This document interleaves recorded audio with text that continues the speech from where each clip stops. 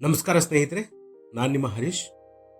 ಕನಕಪುರ ಬಂಡೆ ಕರ್ನಾಟಕದ ಕಂಟ್ರೋಲರ್ ಎಂದೇ ಹೆಸರಾಗಿದ್ದ ಡಿ.ಕೆ. ಶಿವಕುಮಾರ್ ಅವರು ರಾಜ್ಯದ ಮುಖ್ಯಮಂತ್ರಿಯಾಗಿ ಅಧಿಕಾರ ವಹಿಸಿಕೊಂಡು 3ನೇ ತಾರೀಕಿಗೆ ಸರಿಯಾಗಿ 1 ತಿಂಗಳು ಪೂರೈಸಿದ್ದಾರೆ. ಅವರ ಈ 30 ದಿನಗಳ ಸೂಪರ್ ಫಾಸ್ಟ್ ಆಗಿ ಕೆಲಸ ಮಾಡಿದ್ದಾರೆ. ಬೆಂಗಳೂರಿನ ಟ್ರಾಫಿಕ್ಗೆ ಬ್ರೇಕ್ ಹಾಕಲು ತಂದ ಯೋಜನೆಗಳೇನು, ಸಚಿವರ ಅಸಮಾಧಾನ ಶಮನ ಮಾಡಿದ್ದು ಹೇಗೆ, ಎಲ್ಲಕ್ಕಿಂತ ಹೆಚ್ಚಾಗಿ ಈ 1 ತಿಂಗಳಲ್ಲಿ ಅವರು ರಾಜ್ಯಕ್ಕೆ ಕೊಟ್ಟ ಕೊಡುಗೆ ಏನು, ಇಂಟ್ರೆಸ್ಟಿಂಗ್ ಆದ ಮಾಹಿತಿ ಇಲ್ಲಿದೆ. ವಿಡಿಯೋನ ಪೂರ್ತಿಯಾಗಿ ನೋಡಿ. ಸ್ನೇಹಿತರೆ, ಡಿ.ಕೆ. ಶಿವಕುಮಾರ್ ಅಂದ ತಕ್ಷಣ ನಮಗೆ ನೆನಪಾಗುವುದು ಬೆಂಗಳೂರು ಅಭಿವೃದ್ಧಿ. ಸಿಎಂ ಆದ ಮೊದಲ ತಿಂಗಳಲ್ಲೇ ಅವರು ಸಿಲಿಕಾನ್ ಸಿಟಿಯ ಟ್ರಾಫಿಕ್ ಮುಕ್ತಿಗಾಗಿ ಮಹತ್ವದ ಹೆಜ್ಜೆ ಇಟ್ಟಿದ್ದಾರೆ. ಮೊದಲನೆಯದಾಗಿ ಸುರಂಗ ಮಾರ್ಗ ಯೋಜನೆ. ಬೆಂಗಳೂರಿನ ಹೆಬ್ಬಾಳದಿಂದ ಮೇಕ್ರಿ ಸರ್ಕಲ್ ಸಂಪರ್ಕಿಸುವ 2.2 ಕಿಲೋಮೀಟರ್ ಉದ್ದದ ಶಾರ್ಟ್ ಟನಲ್ ಯೋಜನೆಗೆ ಅಧಿಕೃತವಾಗಿ ಚಾಲನೆ ನೀಡಿದ್ದಾರೆ.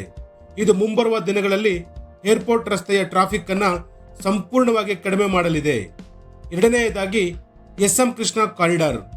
ಮಾಗಡಿ ರಸ್ತೆಯಿಂದ ಮೈಸೂರು ರಸ್ತೆಯನ್ನು ಸಂಪರ್ಕಿಸುವ ಭರ್ಜರಿ 10.7 ಕಿಲೋಮೀಟರ್ ಉದ್ದದ 10 ಪಥಗಳ ರಸ್ತೆಯನ್ನು ಉದ್ಘಾಟಿಸಿದ್ದಾರೆ.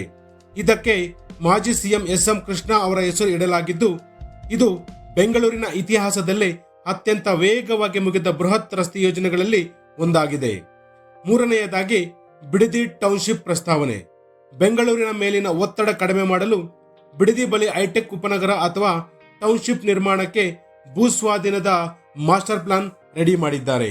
ಅಧಿಕಾರ ಹಿಡಿಯುವುದು ಒಂದು ತೂಕವಾದರೆ ಸರ್ಕಾರವನ್ನು ಸರಾಗವಾಗಿ ನಡೆಸುವುದು ಇನ್ನೊಂದು ತೂಕ. ಡಿ.ಕೆ. ಶಿವಕುಮಾರ್ ಅವರು ಕೇವಲ 13 ಜನ ಸಚಿವರೊಂದಿಗೆ ಸಣ್ಣ ಕ್ಯಾಬಿನೆಟ್ ರಚಿಸಿ ಮೊದಲ ವಾರದಲ್ಲೇ ಸಕ್ಸಸ್ಫುಲ್ ಆಗಿ ಖಾತೆ ಹಂಚಿಕೆ ಮಾಡಿದರು. ಆರಂಭದಲ್ಲಿ ಹಿರಿಯ ನಾಯಕರಾದ ರಾಮಲಿಂಗಾರೆಡ್ಡಿ ಮತ್ತು ಕೃಷ್ಣ ಬೈರೇಗೌಡ ಅವರ ನಡುವೆ ಖಾತೆಗಳ ವಿಚಾರವಾಗಿ ಅಸಮಾಧಾನ ಇತ್ತು. ಆದರೆ ಡಿ.ಕೆ.ಶಿ ತಮ್ಮದೇ ಶೈಲಿಯಲ್ಲಿ ಸಂಧಾನ ನಡೆಸಿ ಬಿಕ್ಕಟ್ಟನ್ನು ಸುಲಭವಾಗಿ ಬಗೆಹರಿಸಿದರು. ಇದರ ಜೊತೆಗೆ ರಾಜ್ಯದ ಆಡಳಿತ ಯಂತ್ರಕ್ಕೆ ಚುರುಕು ಮುಟ್ಟಿಸಲು ಪ್ರಮುಖ IAS ಮತ್ತು IPS ಅಧಿಕಾರಿಗಳನ್ನು ತಕ್ಷಣವೇ ವರ್ಗಾವಣೆ ಮಾಡಿ ಆಡಳಿತದಲ್ಲಿ ತಮ್ಮ ಹಿಡಿತ ಎಷ್ಟಿದೆ ಎಂಬುದನ್ನು ಸಾಬೀತುಪಡಿಸಿದರು.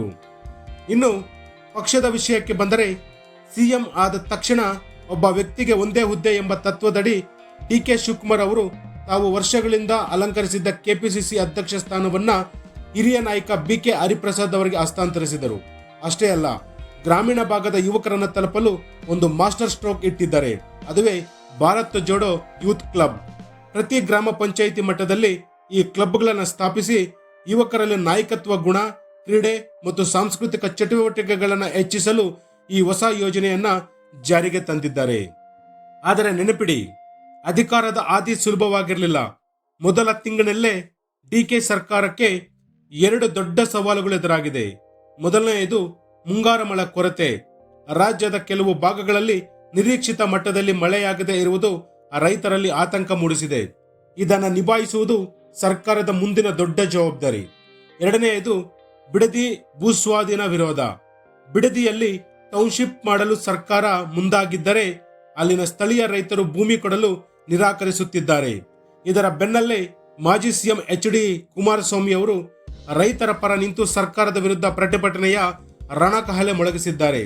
ಈ ರಾಜಕೀಯ ಮತ್ತು ಸಾಮಾಜಿಕ ಹೋರಾಟವನ್ನ ಡಿ.ಕೆ.ಶಿ ಹೇಗೆ ಹತ್ತಿಕ್ಕುತ್ತಾರೆ ಅಥವಾ ಬಗೆಹರಿಸುತ್ತಾರೆ ಎಂಬುದು ಕಾದು ನೋಡಬೇಕಾಗಿದೆ. ಒಟ್ಟಾರೆಯಾಗಿ ಹೇಳೋದಾದರೆ, ಮುಖ್ಯಮಂತ್ರಿ ಡಿ.ಕೆ. ಶಿವಕುಮಾರ್ ಅವರ ಮೊದಲ 30 ದಿನಗಳ ಆಡಳಿತವು ಅತ್ಯಂತ ವೇಗವಾಗಿ, ನಿರ್ಧಾರಾತ್ಮಕವಾಗಿ ಮತ್ತು ಮೂಲಸೌಕರ್ಯ ಕೇಂದ್ರಿತವಾಗಿದೆ. ಪಕ್ಷಗಳ ಟೀಕೆ ಮತ್ತು ರೈತರ ಪ್ರತಿಭಟನೆಗಳ ನಡುವೆಯೂ ತಮ್ಮದೇ ಆದ ಡಿ.ಕೆ.ಶಿ ಬ್ರಾಂಡ್ ಆಡಳಿತವನ್ನು ನೀಡಲು ಅವರು ಮುನ್ನುಗ್ಗುತ್ತಿದ್ದಾರೆ. ವೀಕ್ಷಕರೇ, ಡಿ.ಕೆ. ಶಿವಕುಮಾರ್ ಅವರ ಈ ಮೊದಲ ತಿಂಗಳ ಆಡಳಿತದ ಬಗ್ಗೆ ನಿಮ್ಮ ಅಭಿಪ್ರಾಯವೇನು? ಅವರು ತಂದಿರುವ ಬೆಂಗಳೂರು ಸುರಂಗ ಮಾರ್ಗ ಮತ್ತು ರಸ್ತೆ ಯೋಜನೆಗಳು ನಿಮಗೆ ಇಷ್ಟವಾಗಿದೆಯೇ? ಕಮೆಂಟ್ ಮಾಡಿ ತಿಳಿಸಿ.